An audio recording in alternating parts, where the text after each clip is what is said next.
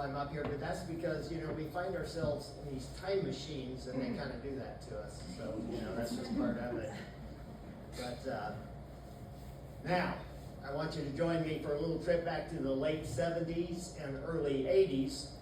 And if some of you hadn't arrived on the planet at that time yet, there's probably a theme or two in here that might be something that you relate deeply to. All right. We were just two kids, just married, living life in a vibrant Iowa college town, full of ideals, visions, and the kind of naive bravery that can launch you into the unknown. Working at a college hospital, we had been able to buy an old mobile home, a vintage 10 by 37 Vindale. By the way, there it is. The day we did it. Plus save up several $1,000s. We felt ready to get back to the land, just like in the popular Mother Earth news magazine. Somehow we found a 20-acre plot, 70 miles away as the crow flies, for $7,000. We drove on down to examine the possibilities, found a hilly, mostly pastured plot with a central ridge to put a dwelling on, perimeter fences, an old well, and a great view to the west. The road frontage along the east side was just dirt, as the gravel ended at a farm just before our place. We wanted to quiz the neighbors to see what we could learn, so we stopped at the closest farm and met the owner. We introduced ourselves and our purpose, and he said, "You can call me Max or Maxine." Max was a hermaphrodite who dressed as a typical male farmer with straight salt and pepper hair under her hat that almost went to her shoulders. As I had noticed her small hands and feet, plus a soft voice, I went with Maxine. Maxine had worked right along with the men at jobs up the road in Ottumwa until she had saved enough to buy this old and hilly Grade V dairy farm.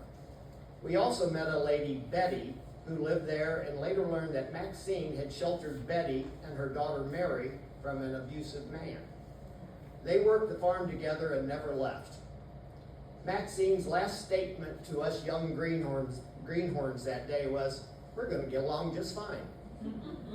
We sealed the deal with the seller and got busy having a septic system installed, water lines run, plus getting the county to gravel at least to our driveway, which is all they did. It was a poor county. The old Vindale was delivered with at least a roof over our heads and living on love. We got local jobs and got busy fixing up our Hippy Heaven. Gardening was first, and my trusty Troy-built rototiller turned the sod into good garden dirt. We ate fresh as well as canned and froze food also. Raised some chickens for eggs, and later Maxine came over to show us how to butcher and dress the older hens. She also showed us how to, if you have a whiteboard and a piece of chalk, how to hypnotize a chicken. And it works. Google it. We had a strawberry patch that bore more than we needed, so we invited neighbors over to pick, and that was a big hit. We needed a barn, so I drew up a plan, bought and installed the basic lower framing, stocked up on what else we needed, and then let all my city friends know that we were having a combo barn raising, camp out, and party. Many came. They jumped right into the work, and in a day and a half, the basic structure was roof-sided and ready for me to finish and use. We wanted to have a windbreak on the northwest side, which also was a steep slope, so I got a total of 3,000 white and red pine seedlings that were provided by the state, and once again, with the help of friends, got them planted. Both wild and domestic animals were a big part of our lives. My friend Mark, who was raised on a farm, came to help me form and pour a slab of concrete to build an addition for our tiny mobile home. The concrete came late in the day, and we put out lights to work by as we finished the surface. We kept hearing crunch, crunch, crunch repeatedly and discovered it was our cat Samson eating the abundant June bugs that evening.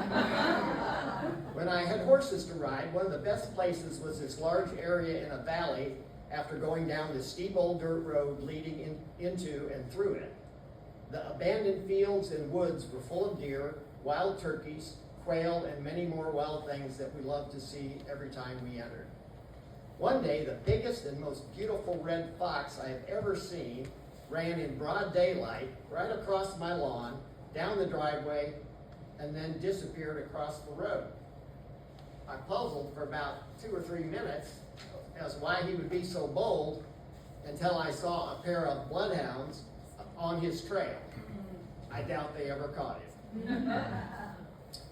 A dog named Jasper was abandoned on our place and we adopted him.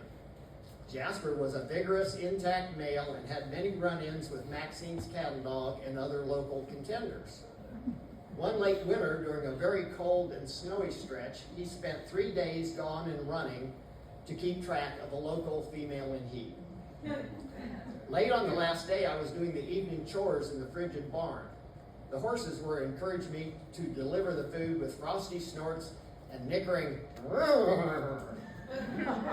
I just happened to look down by the aisle and noticed a pair of eyes and a nose barely visible in a pile of strawy hay.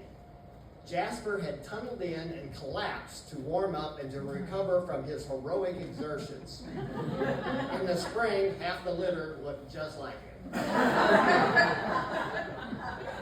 Our beagle Belle was noteworthy for laying stretched out and unmoving in one spot for hours, and then mysteriously be found doing the same elsewhere. The running joke was, who moved the dead beagle? We decided to raise some pigs for meat, and we were giving a pair of runts for free, as they would be fine if they didn't have to compete with larger and stronger ones. I built a hog shelter on 2 discarded telephone poles with skids and left a good area open so they could root up the ground and enjoy themselves. One nice evening, we were having friends over for dinner and festivities, so I decided to fire up the Kubota and show them how I could move it. In the process, the pigs were able to escape under a gap as I moved it. 100-plus pound pigs are really strong and really fast. And though we were somewhat inebriated, we took on the challenge and chased them about, but couldn't catch them until one guy got a hold of just the tail and another guy tackled it. As all this was going on, an actual farmer neighbor drove by and had a heck of a good laugh. We eventually got both back in the pen, and we all, including the squealing pigs, had a great time. The nearest burg to us was Drakesville. It had one stop sign, and it was our postal address. One Christmas, we received a card that literally only had our first names and Drakesville, Iowa on it. We'll see how the post office does from here on out. Plus, we left a mason jar of homemade whiskey eggnog in the mailbox for a mailman who loved it. The closest larger town was Ottumwa, where the fictional character from the series MASH, Radar O'Reilly, was from. Down the road was Eldon, Iowa, that had the house that helped inspire the famous painting by Grant Wood, American Gothic. Bloomfield was the county seat of Davis County. It was a perennially depressed county in many ways, including being hilly and not having much of the rich black loam soil that Iowa is known for. I worked at a restaurant there and also did a stint at a foundry. My wife Ellen worked at the hospital and also drove to Ottumwa to receive registered nurse training. One local and lively young friend of mine, Roy, who also worked with me at the restaurant, decided to join the Air Force to get a leg up in life and to leave this area behind before boredom and local bad habits took a toll. We decided to have a suitable roast and farewell. We indeed sent him away with extra memories, and thankfully none of the pictures are on an internet. He had a great career as an air traffic controller, and we're still great friends decades later. Betty's son-in-law, Tom, had built a house next to the dairy farm on a plot he got from Maxine. Tom was a former Marine who had served in Vietnam. He was congenial most of the time. We grew beets in our garden, and he commented, "Beets are okay, but they just don't have that good corn flavor," which we found amusing. Over time, we saw him act out strongly in disturbing ways and learned that he had been exposed to lots of chemicals and death in Vietnam. I regret that I did not yet have the know-how to be a better neighbor to someone suffering with issues that did not yet have an acronym. Another advantage of this area was a thrift shop where you could buy needed things for very little. We got a lightly used, made in Iowa Maytag washing machine that lasted another 38 years with only one repair that I did myself with the iconic Maytag repairman instructing me over the phone. Pages separate.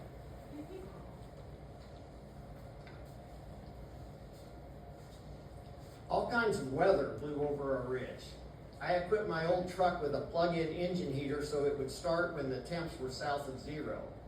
One howling winter storm that buried us first and then went 20 below caused the bird guard on my wood stove chimney to freeze over on the leeward side, causing the smoke to blow back into the house. I had to bundle up, climb up on a slippery roof, and bust the ice away to get it drawing again. Another winter, we had heavy ice storms on consecutive Fridays with ice so thick the road graders couldn't remove any of it. Only the most well-equipped folks with chains on all four wheels could navigate. But still, the beautiful sky view and good weather made up for it all. By year 6, our hippie frontiersman spirit had accomplished most of the vision. We began to wonder if our growth was going to be curtailed and what other places might be more suitable for the long run.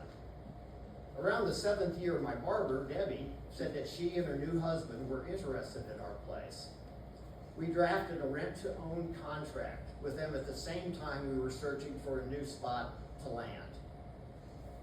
To this day, I have recurring dreams of this time and place. In one version, I'm in the now completely derelict Vindale, wondering how we will make that home again as the breeze blows through the broken jealous glass windows. In another, I'm on the ridge and can't see the fence borders as they seem vast and distant. All visions of strife and longing for a time and place unreachable now except in dreams.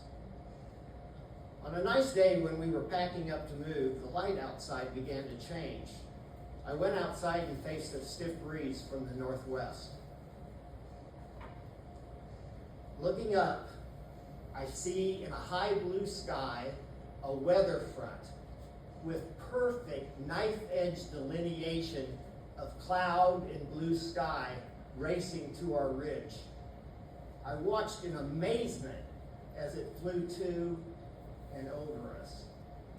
Only a few large drops fell, and then it settled. But I know it blew us away to another place and time.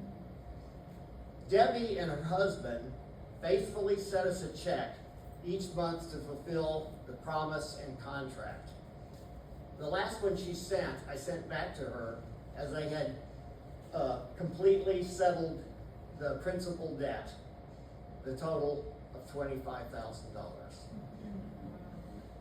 Thank you all.